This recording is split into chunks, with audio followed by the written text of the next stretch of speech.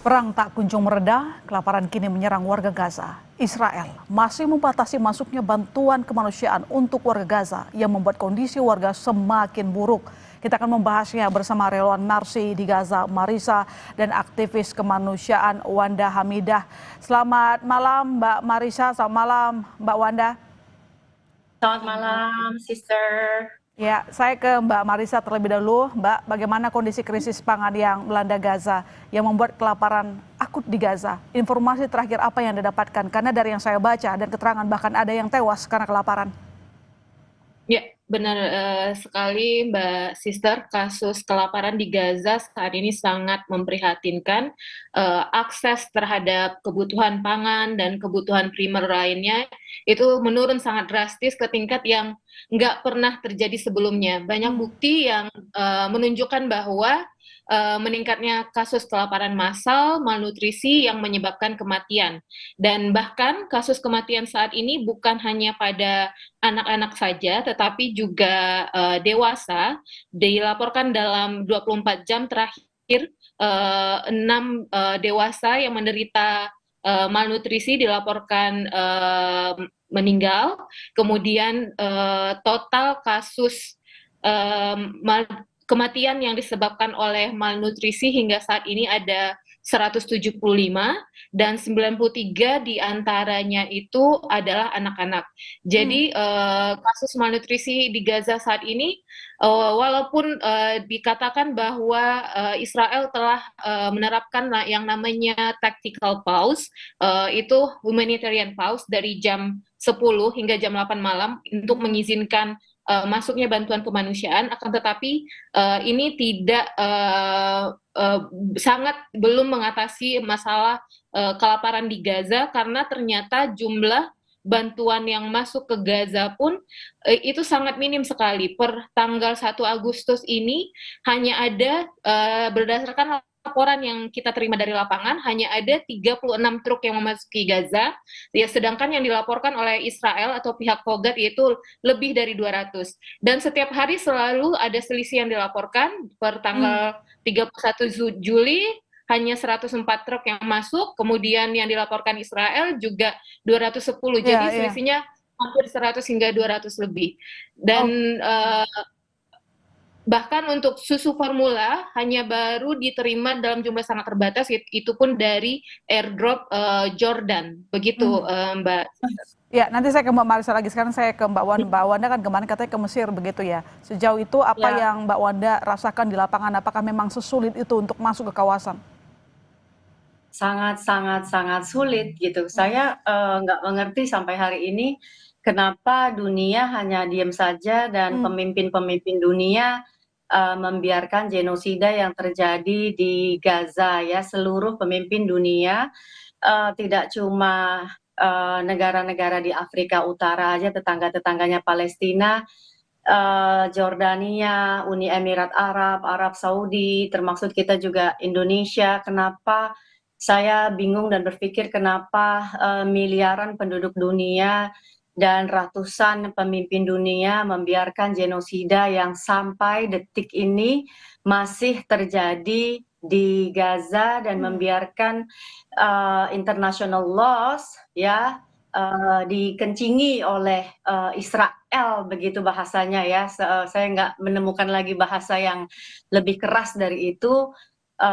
Seolah-olah bahwa Israel, Zionis Israel ini above the law gitu, dan kok bisa kita membiarkan ini terjadi, ini di luar nalar dan di luar akal sehat saya sebagai manusia gitu, masih dibiarkan sampai detik ini terjadi. Ya, 2 minggu lagi ke Yordania. Apakah sebelumnya nanti akan ada aksi kemanusiaan yang akan dilakukan, Mbak Wanda?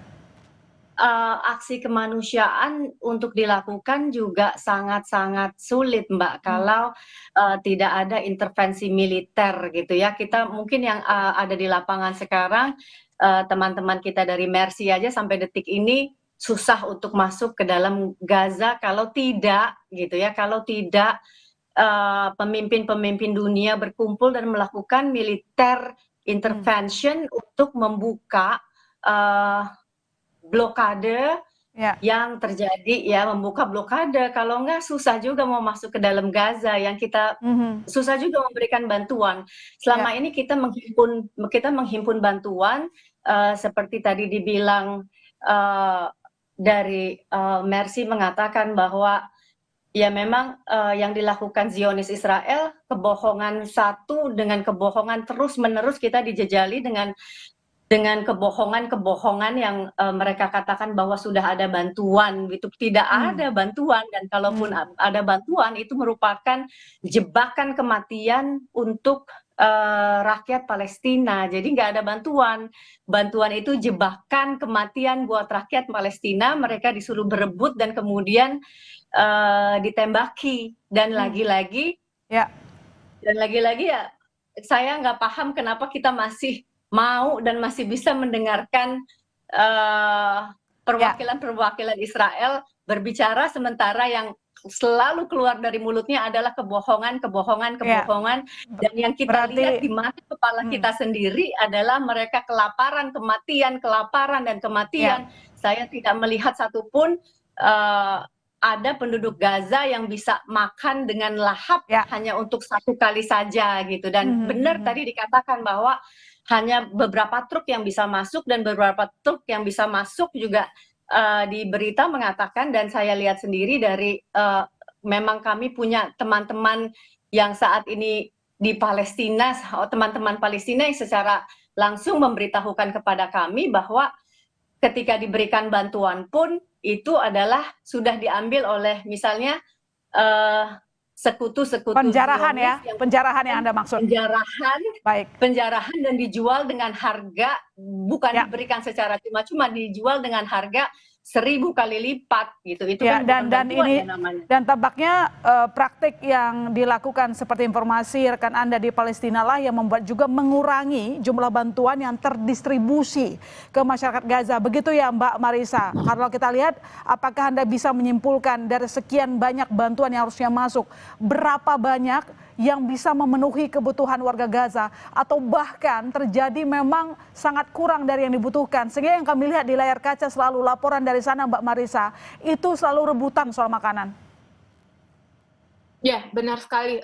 Jumlah bantuan yang masuk saat ini sangat kurang, dan kalaupun ada yang masuk seperti yang dibilang oleh Mbak Wanda, ada geng yang terasosiasi dengan Israel, Abu Sabbah, itu akan melakukan penjarahan di perjalanan bantuan mulai dari border, dan bahkan banyak yang tidak sempat terdistribusikan seperti itu. Dan biasanya bantuan itu akan dijual di pasar dengan harga yang sangat tinggi dan tidak terjangkau oleh warga Gaza. Lantas apa yang paling dibutuhkan warga Gaza di sana? Kalau memang kita lihat faktanya di lapangan terjadi penjarahan, sementara jangankan kalau tanpa penjarahan pun ternyata kan jumlah bantuan yang masuk ke wilayah Gaza juga jauh dari yang dibutuhkan kan Mbak? Masih jauh, even not like one drop in the sea. Mungkin nggak sampai satu tetes air dalam lautan pun nggak mencukupi. Yang dibutuhkan apa saja mungkin selain makanan Mbak di sana? Mbak Marisa? Ya, hingga saat ini yang telah kita saksikan di sosial media ataupun di yang kita dengar dari teman-teman yang memiliki teman di Gaza, bahwa bantuan makanan itu sangat susah sekali, dan mereka terpaksa karena tidak ada opsi lain selain mekanisme distribusi yang diterapkan oleh Amerika, Israel, yaitu melalui GHF yang telah mengakibatkan lebih dari 1000 kematian dan 10.000 terluka. Jadi ini merupakan kondisi yang sangat tidak normal. Orang harus bertaruh nyawa hanya untuk mendapatkan makanan dan kebutuhan basic life-nya. Jadi ini bukan hanya perang, kita bisa simpulkan di sini ada bahkan laporan juga menunjukkan ada bukti bahwa kasus kelaparan ini adalah sesuatu yang direncanakan dan sistematis. Dan ini memang sebenarnya human-made service.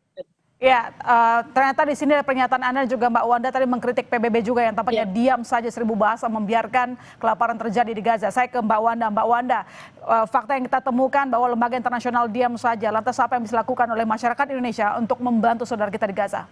Singkat saja, Mbak. Ya, kita harus menekan pemerintah dong untuk mengirimkan intervensi militer dong, ya kan? Sekarang semua cara udah dicoba, dari negosiasi sampai diplomasi.